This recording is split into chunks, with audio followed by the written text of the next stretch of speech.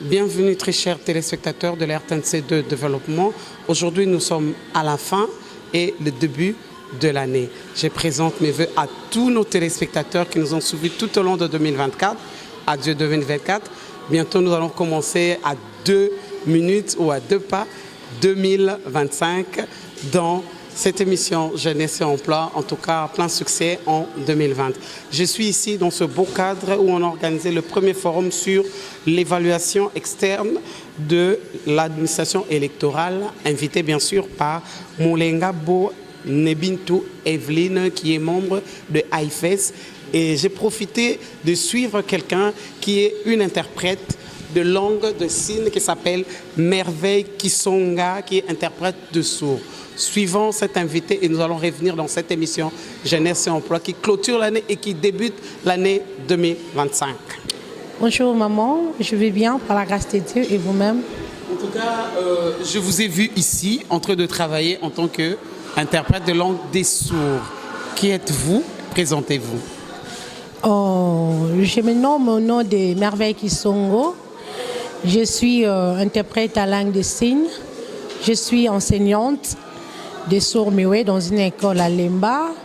J'enseigne dans une école spécialisée qui est l'école des sourds muets. Je donne des cours d'anglais, d'éducation à la vie ainsi que d'actualité. En fait, pour moi, je le vois, c'est comme ça un don divin. Parce que d'abord, c'était comme une question de curiosité qui m'avait envoyé d'accéder dans ce groupe marginalisé. Je ne croyais pas aujourd'hui que j'allais être interprète de sourds muets. Ça a commencé au hasard.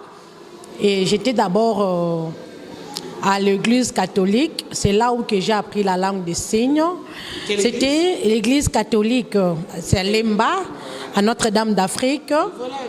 C'était vers 2007, quand j'ai reçu ma première communion. On avait insisté à ce que tout le monde qui aurait reçu la première communion puisse avoir le groupe d'engagement. J'avais choisi d'entrer dans un groupe d'engagement qui s'est nommé groupe Zacharie. Et Zacharie, vous connaissez l'histoire de Zacharie de la Bible, qui était un serviteur de Dieu. Bon, je ne peux pas aller trop loin pour monopoliser la parole. Bon, c'était là qui a commencé ma mission. Et maintenant, aujourd'hui, comme on dit qu'il n'y a pas de son métier, ça commence à me payer, à me faire vivre. C'est un peu ça, c'est tout ce que je peux dire pour ma profession. En fait, bon, moi, je ne m'attendais même pas à ça. C'est une chose très étonnante, si je peux dire. Au début, c'était bénévolat. Je travaillais seulement comme ça, par la volonté, comme on dit. Pour l'église. Pour l'église, je peux dire. Et aujourd'hui, ça a commencé à me payer, grâce à Dieu. Je ne m'attendais même pas à ça, que ça pourrait aboutir à quelque chose. Et aujourd'hui, je suis consultée, je suis interprète consultante par des organismes, la CENI et tout, là, les institutions. Et j'en suis fière de ça. Et comment vous avez fait pour intégrer le staff de d'autres interprètes? Parce que dans cette activité, je vous ai trouvé avec d'autres interprètes. Ah oui, ce sont mes collaborateurs qui collaborent ensemble. Parce que le travail d'interprète, ça ne demande pas qu'une seule personne. Parce que c'est un travail trop lourd, très dur d'ailleurs. Et c'est un travail qui n'est pas égoïste. Tu ne dois pas être égoïste. C'est pour cela on travaille en synergie avec mes collègues interprètes. L'intégration, c'était comment de l'Église à intégrer maintenant un système qui est professionnel? Ah oui, ça a commencé par de formation. Dans notre Église, on forme des interprètes, des personnes qui veulent être interprètes des langues de signes, qui veulent apprendre la langue de signes. Jusqu'à présent, actuellement, on entraîne plusieurs centres de formation, Village Bondeko, à Lemba aussi, dans Notre-Dame d'Afrique. Et on souhaite que toute personne qui veut apprendre la langue de signes de venir nous rejoindre. La porte est tellement grandement ouverte pour vous accueillir, pour nous rejoindre, parce que ces personnes méritent notre soutien et notre amour, surtout notre réconfort auprès d'eux pour qu'ils ne sentent pas qu'ils sont marginalisés, dépaysés. Et c'est pour cela que nous sommes là, nous invite pour venir nous rejoindre, à collaborer avec cette personne à travers la langue des signes. Et avec notre expertise, c'est ça qui nous honore, que l'organisme ou soit l'institution qui nous invite, qui nous contacte, doivent penser à notre expertise C'est bon, les montants, je ne peux pas dire ici parce que avec notre expertise, je peux dire par heure, on paye $200, mais avec la collaboration, on peut collaborer, on peut s'attendre nombre de jours où l'activité, soit l'atelier va durer, et on va collaborer. Le montant, et puis on signe un contrat et on négocie le prix. Donc des fois, on peut vous duper. Bon, on a commencé à m'inviter, à me contacter. En tout cas, j'ai eu tant des éloges en tant que femme parce que c'est rare de femmes. C'est grâce à ce métier que je fais maintenant qui m'a aidé à faire mon travail, le sujet de mon mémoire qui était intitulé sur des catégories comme français à 9 catégories grammaticales. Je voulais aussi approfondir pour la langue des signes et à connaître son origine et tout là. Et tout cela, apprendre la langue des signes qui doivent être d'abord... Ils doivent d'abord aimer ce genre de catégorie des personnes qui doivent avoir la patience et puis courage, la bonne santé parce que ça demande trop de l'énergie et c'est ne pas être femme, comment dirais-je, bon, oui, il m'a vu à plusieurs reprises, bon, comme moi je le respecte, il me respecte aussi comme leur maman. Des fois ils m'appellent maman et peu importe l'âge qu'ils ont, mais ils m'appellent leur maman. Les autres... Donc ça peut arriver que tu... Il m'est arrivé à plusieurs fois d'être dragué par des sourds parce qu'ils sont des hommes. Moi, je suis une femme aussi. Et tout homme préfère une femme intelligente, une femme courtoise, une femme obéissante. Et ils sont là, bon... Parce que des fois, on dit d'eux, ils ont peur des gens qui parlent, ils préfèrent entre eux. C'est ce qui met la barrière, c'est la compréhension. Si vous connaissez leur langage, c'est tellement facile à dialoguer, à communiquer avec eux. Pourquoi pas? Ils sont des hommes comme tout homme.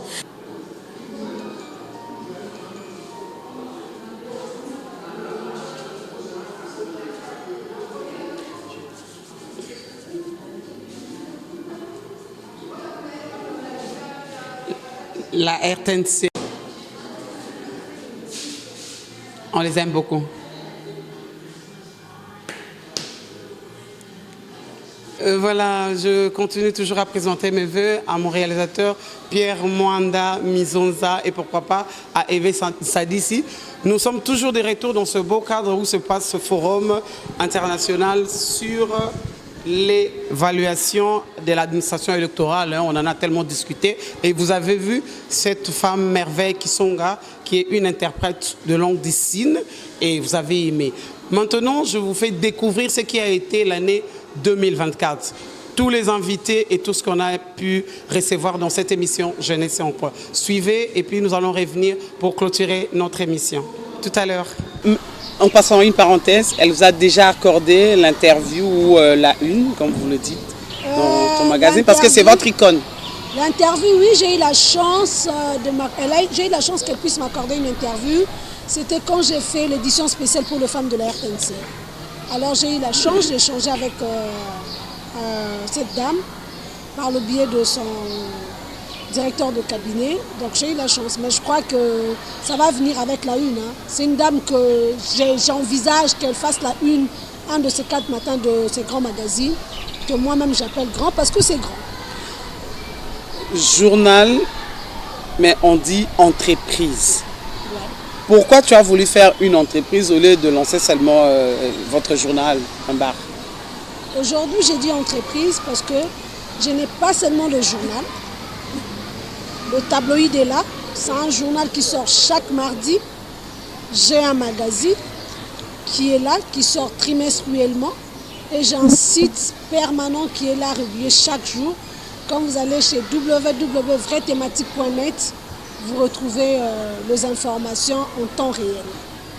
Raison pour laquelle je parle d'une entreprise, et non seulement ça, j'envisage pour un groupe de presse. Alors, il faut voir loin. Je ne peux pas me limiter de donner un journal. Quand je parle d'un journal, c'est comme si j'efface le site, j'efface le magazine. Je préférais de le dire entreprise. Avant de parler avec Yves, qui est le chargé de communication de APPC, j'aimerais quand même savoir l'aspect, ça fait combien d'années que ça existe? L'APPC a été créé en 2019. Donc, une année après l'élection de 2018. Bon. Donc déjà bientôt 4 ans. Hein? 4 ans d'existence. 4 ans d'existence. Oui. Voilà, mais maintenant, quelles sont les activités, Yves? Les activités que vous avez déjà eu à faire en tant que social, quand vous êtes extra-parlementaire, parce que vous n'avez pas encore vos propres députés dans l'aspect politique, dans le Parlement, ou membres dans le gouvernement. L'aspect social, quelles sont les activités que vous avez eu déjà à faire? Alors, merci beaucoup Maman Nadia. Avant d'arriver à parler des réalisations, il faut d'abord parler de nos champs d'action. Nous avons 3 piliers. D'accord. D'abord, vous savez d'ailleurs, la création de l'amour du prochain et de la partie Congo comme plateforme sociale, d'abord sociale et ensuite politique. Et ça part de l'émanation ou de l'initiative propre de l'autorité morale qui est M.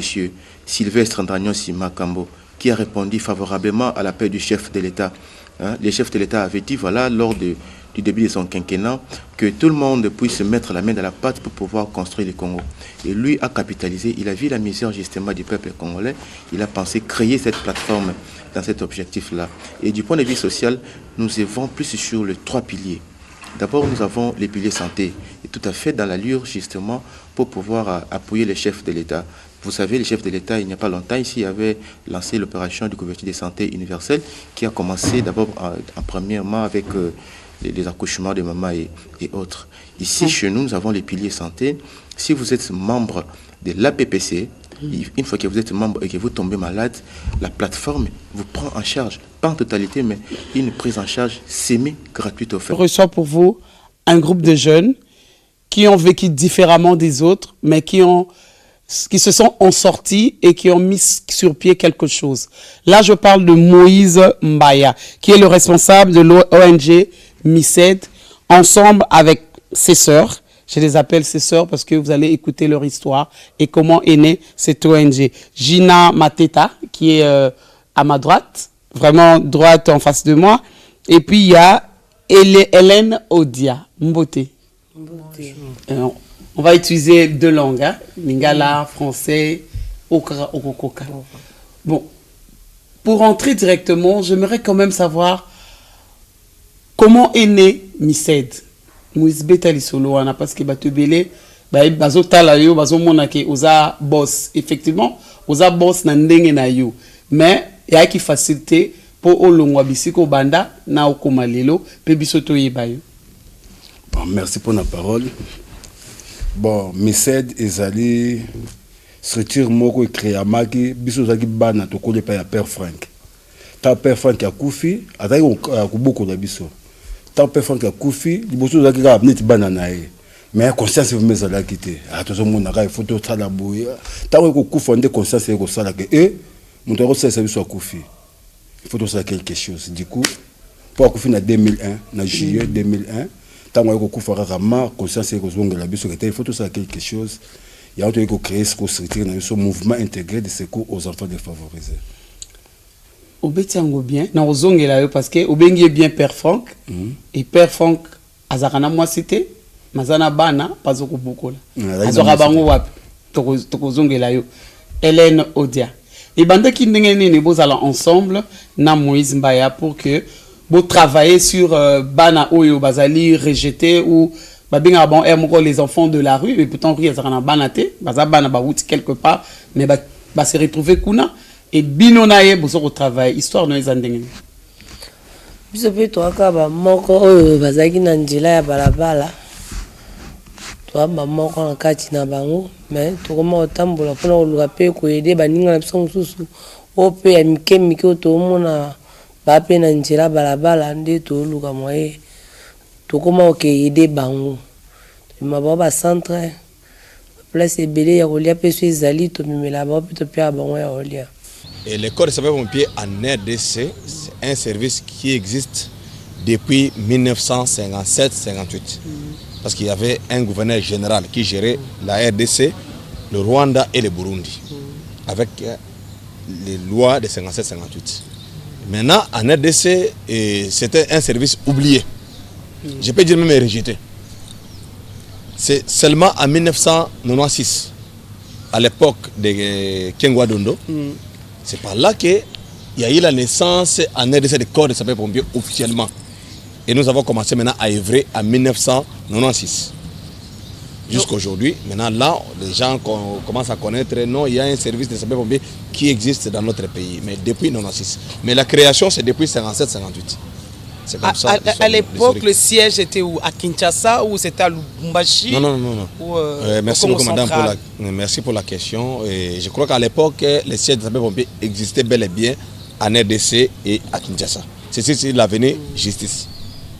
Et là, on appelait à l'époque, c'était d'abord les services sur le plan national. Mais l'hôtel de ville, maintenant, s'est approprié les services à l'époque. Donc, les gens œuvraient avec le corps de sapeurs-pompiers au niveau de l'hôtel de ville. Mais quand vous regardez les lois du pays, c'était un service national parce que c'était créé par l'ordonnance. Donc, en 1957, il n'y avait pas un gouverneur à Kinshasa. En 1958, il n'y avait pas un gouverneur à Kinshasa. Donc, il n'y avait seulement que le gouverneur général qui représentait automatiquement le chef de l'État. Les services existaient comme ça. Donc 57-58, il y avait un gouverneur général, on l'appelait gouverneur général, M. Cornelis. À l'époque, il a signé des lois et qui faisait office d'un chef de l'État qui avait signé des lois. Et dans notre pays maintenant, quand Kengo est arrivé comme Premier ministre en 1996, il a pris les décrets et il a maintenant officialisé les services de corps de sapeurs-pompiers en RDC dans notre pays. Mais non, à la période de Congo belge, oui, les sapeurs-pompiers est créé. Oui. Mais non, arrivé à la période de président Kasavubu et le premier ministre Lumumba, oui, ça était un peu tout à fait. Comme une lettre morte. Et puis il n'y avait pas trop d'activité. Oui. Maintenant, en 96-96, oui, à la période du président Mobutu, oui, Kengo Adondo a fait un décret et oui, ça renaît. Sans pour une bonne cause. L'objectif, c'est quoi? Est-ce que c'est visé pour que vous soyez le ministre de demain de l'enseignement supérieur ou éducationnel? C'est quoi l'objectif? Bon, Agissons pour une bonne cause, c'est une structure qui éveille la conscience de la jeunesse, des jeunes Congolais. Parce que plusieurs jeunes ne se connaissent pas personnellement. Ils ont des atouts qu'ils n'arrivent pas à développer. Et Agissons pour une bonne cause vient aider cette jeunesse à se réveiller et à prendre conscience. Vous y croyez aussi que ces jeunes vont prendre conscience de se prendre en charge comme vous? Vous commencez déjà à vous prendre en charge de créer une structure dont vous êtes le secrétaire, et lui le président, je sais qu'il y a une trésorière et ainsi de suite. Pourquoi pas? Bien sûr que oui, bien que c'est pas facile de faire convaincre la masse de personnes, mais on y croit. Tant qu'on a l'idée en tête, on va vraiment maximiser nos efforts et par rapport à notre structure, on sera vraiment bien prêt pour faire convaincre la masse de personnes, pour adhérer aussi à ABCI, donc c'est ça. C'est lui le secrétaire? Oui, oui. Il y a combien de femmes dans votre organisation? Pas les membres effectifs, les gens qui dirigent, parce qu'aujourd'hui, malheureusement, elle est au travail, elle n'a pas pu venir. Oui, oui. Il y a combien de femmes dans la structure? Nous comptons 4 sur 10. 4 sur 10, oui, oui. Il y a déjà l'équilibre entier, c'est bon. Oui, oui. Et elles ont quel poste, quelle position? Déjà... Ne me parlez pas des protocoles, hein? Ok. D'accord, allez-y. Déjà, le vice-président de la structure, c'est une dame, Madame Nathalie Moussaou. C'est une dame, elle devait aussi être là, malheureusement, vu son emploi du temps. Elle n'est pas venue. Et cela déjà montre que dans la structure, on ne prend pas seulement des brigands, soit des personnes inutiles, mais ce sont des personnes qui ont aussi un cahier des charges très lourd, mais ils ont accepté d'adhérer dans la vision de la structure. Elle aussi, elle est universitaire ou elle a juste fait ses études humanitaires et elle travaille quelque part? Elle est aussi universitaire. Donc, ce qui est vrai, la majorité de personnes qui composent le bureau, ce sont des scientifiques. Parce que, je peux dire, il y a 80% qui sont là, qui sont des assistants de chefs de travaux. Et puis, on a d'autres personnes qui travaillent ailleurs. En fait, le Mandombe a commencé il y a longtemps. On peut repartir en 1978. Ça fait longtemps. Et que papa David Wabela Dio, professeur, avait reçu cet appel de papa Simon Kimbangu, qui l'avait mandaté, et il a découvert le Mandombe. Bon, ce qui nous intéresse maintenant, c'est l'aspect scientifique qu'est-ce que le mandombe fait? Le mandombe est parti des deux chiffres, comme on dit, 2 et 5. Quand les deux sont, si 2 est inversé, il devient 5. Quand 5 est inversé, il devient 2. Et voilà, ça c'est quand on construit la maison, on place les briques et les 5-6 briques, quand on considère leur manière d'être placées, ça comme l'impression qu'il y a 5 et il y a 2, et inversement. Et à partir de ces deux chiffres, il a développé toute une écriture, tout un alphabet, et il lui a offert des sonorités. Alors que généralement, la langue commence par être parlée avant d'être écrite. Mais pour le mandombe, c'est l'inverse. On commence par l'écrit, les griffonnages, et après on lui offre le son. C'est cela. Et moi, je suis tombé dans cet appel également de Simon Kimban, parce que le professeur Wabela Dieu est venu me rencontrer en 2006, en 2008. Et de 2008, on a cheminé 2009 jusqu'à aujourd'hui, où j'ai aidé cette écriture à devenir officielle, parce que je vais écrire en 2010 au professeur Macha Koumamba des Roses Mémoires, quand il était ministre aux Affaires à l'enseignement supérieur universitaire. Et il nous a accueillis, et il y a eu en 2011 une défense publique à l'amphithéâtre de l'université de Kinshasa, Monseigneur Luc Gillon, et le doctorat honoris causa a été octroyé à l'inventeur David Wabeladio, l'époux de madame. Mais avec les temps, avec les travails, on avait compris que non, dans l'interprétation il se casse quelque chose. Vous voyez? Parce que je peux dire de moi-même, j'ai mes chansons, j'ai interprété aussi. Et vous voyez, c'est clippé, il y a les audios, tout et tout.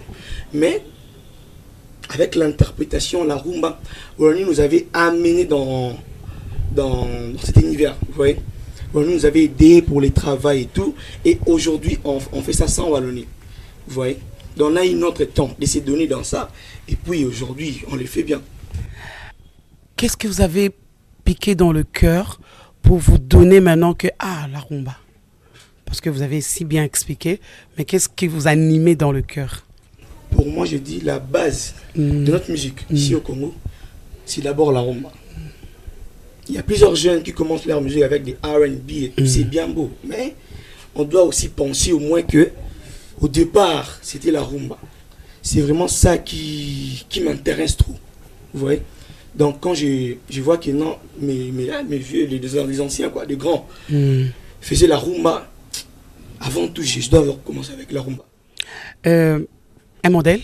Quel est le modèle ou la personne ou les personnes, même si tu ne cites pas le tout, mais qui t'inspirent des modèles par rapport à la rumba congolaise et pourquoi pas la rumba au niveau international, parce que le Cuba, la rumba quelque part, il y a aussi le Cuba. Déjà moi... côté musicien, moi j'enviais trop Franco Luambo. C'est un musicien que j'aime beaucoup et puis il a fait beaucoup dans notre musique. Premièrement, c'est que j'ai copié d'abord chez lui. Il chantait et puis il jouait un instrument. Vous voyez? Ouais, on l'a vu lors de cette prestation à la RTNC, parce que vous étiez, vous bougez beaucoup, vous étiez là et je dis mais celui-là, c'est un jeune mais c'est un vieux. Mais c'était bien. Ouais, déjà il jouait et puis il chantait.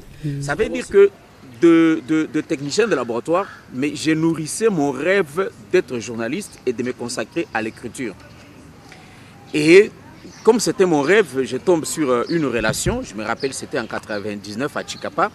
Je croise le directeur provincial de l'antenne A, chaîne de télévision antenne A dans le temps. C'est lui qui va me regarder, il dit, mais Pierrot, tu as fait le domaine médical, mais en te regardant, tu es un grand journaliste. Est-ce que tu peux venir à la télévision commencer à animer une émission? Et ça a commencé comme ça. Et je me suis rappelé de tout ce que je regardais sur La Voix du Zaïre, Télé Zaïre, comment les journalistes se positionnaient, comment ils se mettaient. Je m'étais préparé déjà mentalement. parce qu'on n'a pas des écoles de journalisme dans les provinces. Et directement, je me présente devant la caméra, on dépose la caméra et moi, je commence à parler à la télévision. Je commence à présenter l'émission. Et le lendemain matin à Chikapa, c'est tout le monde qui dit, mais ce monsieur-là, il vient de la Voix du Zaïre. Non, il est en chaîne de l'OZRT. Alors que je venais à peine de commencer. Oh. Exactement, et c'est comme ça que tout est parti. Et après 2 ans, j'ai commencé maintenant à la radio. Je suis allé à la radio, j'ai marché de radio en radio. J'ai stabilisé un peu mon travail pendant 8 ans avec la radio Kassa Horizon. Jusqu'à ce que j'ai été recruté, j'ai passé les concours et j'ai été recruté à la radio Okapi. Et c'est là vraiment le mystère, c'est ce que tout le monde dit, mais comment quelqu'un qui a fait le domaine médical peut-il exceller dans le journalisme jusqu'à atteindre le niveau qu'il a atteint? Et comment peut-il écrire? C'est ce que j'écris aussi dans mon deuxième livre. C'est comme un autodidacte. Je suis un autodidacte, sur tous les plans, moi je suis un autodidacte. Mais je veux dire ceci, Dieu quand il nous a créés, il ne nous a pas créés médecins. Dieu n'a pas créé un médecin, Dieu n'a pas créé un journaliste, n'a pas créé un comptable, il n'a pas créé un informaticien. Dieu a créé un homme à qui il a donné toutes les facultés d'adaptation et d'apprentissage. Ça veut dire aujourd'hui, si quelqu'un dit que non, moi je ne peux qu'être qu'un comptable, je ne peux être que... Cela veut dire qu'il ne connaît pas ce que Dieu a placé à nous comme faculté. Dieu nous a donné la capacité de nous réinventer, de nous réadapter et de pouvoir adapter chaque environnement. Vous savez, aujourd'hui, si on dit... on n'écrit plus, il n'y a plus de journalisme, il n'y a plus de laborantin. Moi, je veux trouver autre chose à faire. Voilà, chers téléspectateurs, je ne cesserai de vous dire meilleurs vœux et adieu 2024. Nous sommes bel et bien à la fin, après avoir suivi notre rétrospective de 2024. Nous voulons maintenant vous dire au revoir, mais avant tout, j'aimerais quand même dire merci à Adélaïde Mbo, pourquoi pas Antoine Zita et à tous mes collègues de la RTNC en général et à nos téléspectateurs qui nous ont suivis tout au long de 2024 et continuer à nous suivre, à être scotchés en 2025 parce qu'on a plein de reportages sur terrain qu'on va faire cette année pour vous démontrer l'importance de mieux faire son emploi et les difficultés que vous rencontrez pour présenter ça au niveau des autorités et que ça puisse changer. Merci à Eva Ansadissi qui a réalisé et prise de vue de cette émission, toujours avec le même réalisateur qui n'est pas sur place, mais qui est là en train de tout contrôler et de tout suivre de près au maître de maître, c'est Pierre Mwanda. En tout cas, on vous souhaite nos meilleurs vœux. Restez scotchés à l'RTNC2 Développement. On se retrouve prochainement. Et toujours à la même heure, en tout cas, ne vous fatiguez pas de toujours suivre la chaîne nationale de développement. Au revoir. Si vous voulez nous écrire, écrivez-nous à ce numéro qui est devant vos petits écrans. On se retrouve prochainement. Bye bye.